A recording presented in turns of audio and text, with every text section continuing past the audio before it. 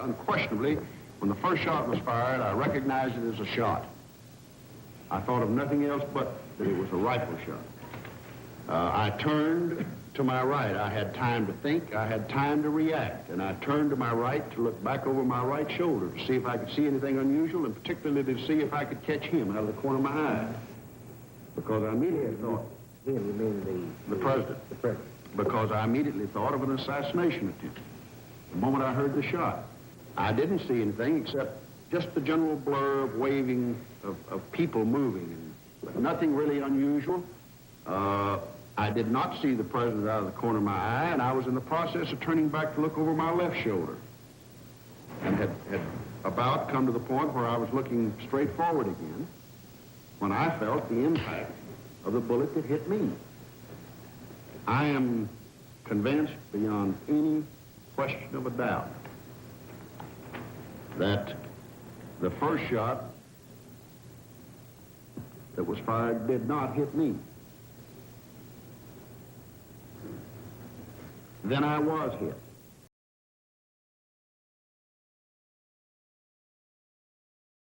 Moments before Kennedy was first wounded. On the grassy knoll as the shape...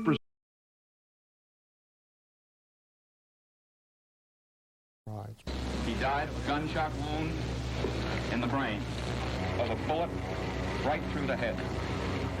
John Kennedy was obviously shot from the front. Everybody knows it. Virtually everybody in Dealey Plaza rushed to the grassy knoll where they heard the sounds. It came from a fence between the book depository and the railroad track. From behind the overpass over there, triple overpass. Right over about 20 or 30 feet from the other end of that little picket fence. And it sounded like it came from the left and in front of us, towards the wooden fence. And there was a puff of smoke that came underneath the trees. We all four seen about the same thing as the shots. The smoke came from behind the hedge. And then as the car got directly in front of us, well, a gunshot apparently from behind us hit the president in the side of the temple. Do you think the first gunshot came from behind you, too? I think it came from the same location. Apparently back up on the mall. When I stated I felt like the second and third shots could not have been fired from the same rifle, they reminded me that I wasn't an expert.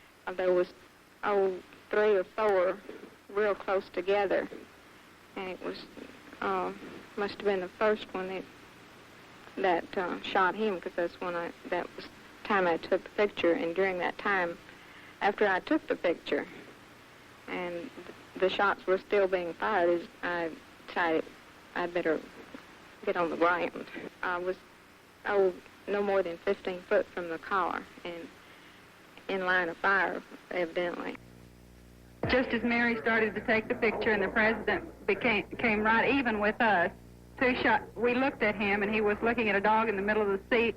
2 shots rang out and he grabbed his chest and a look of pain on his face and fell across toward Jackie, and she fell over on him and said, "My God, he's shot."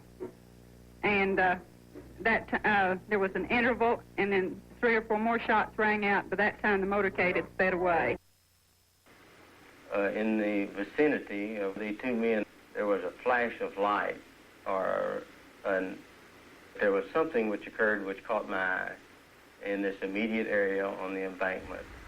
Ed Hoffman, a deaf mute, standing by the next overpass, had a clear view behind the picket fence. A cigarette. He was smoking a cigarette.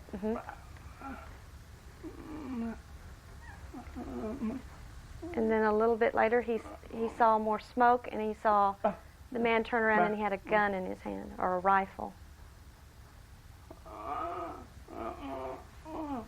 Saw him turn. He turned towards the area where he was standing, and he saw him run and throw the gun to a man that was wearing a railroad uniform. And the man took the gun apart and put it in a bag behind the railroad controls, the box there. And then he was frightened. He knew something was going on. And he started waving for a police officer. He saw a security guard or a Secret Service. He wasn't sure what he was, but he was trying to get his attention and tell him what he had saw. And the man turned his gun towards him, and it frightened my father, so he left. Other witnesses heard shots from the rear. Photographs taken immediately after the killing showed a plainclothesman picking up a bullet. Others showed a ricochet off the sidewalk, fired away from the direction of the book depository. James Tague, standing by the triple underpass in front of the limousine facing the depository, was hit by flying lead or concrete. A bullet hole was found in the dashboard of the presidential limousine. There was a nick in the windshield.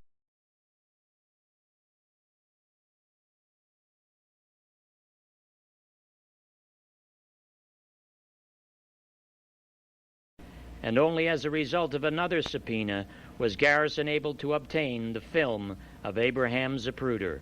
A jury of American citizens would see the Zapruder film for the first time in its entirety.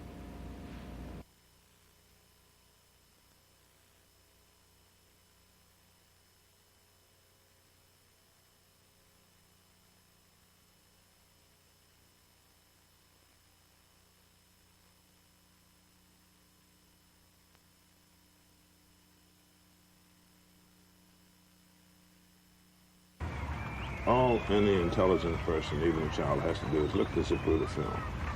After the shot hits him in the head, the critical shot, John Kennedy goes backwards towards the back of the car.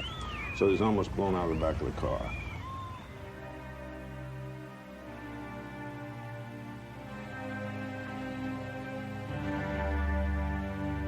John Kennedy was obviously shot from the front. Everybody knows it, and especially the government.